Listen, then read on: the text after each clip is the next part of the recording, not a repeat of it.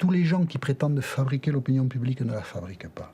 Elle se fabrique par des chemins mystérieux, insondables et surtout, c'est un regret, insondé.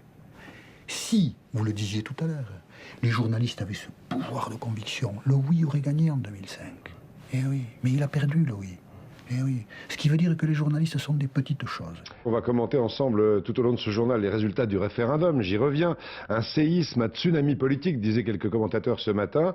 On l'a vu tout à l'heure, presque 5%, 55% de non. Et regardez la carte de France de ce vote de rejet de la Constitution européenne. Presque tous les départements, sauf 16, ont voté majoritairement pour le non. 30 d'entre eux, à plus de 60%. Le trio de tête, ce sont les départements de l'Aisne, de la Somme, avec presque 67% de non, et le Pas-de-Calais, 70%. Pourquoi en 2005 ça n'a pas marché?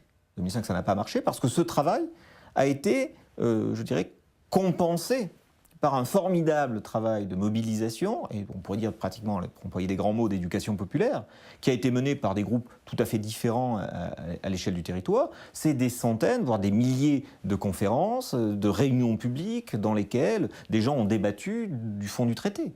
Il y a une singularité française sur ce traité, qui est que le niveau d'information citoyen sur le traité était extraordinairement élevé. En Espagne, à la même époque, on avait donné le préambule du traité aux citoyens.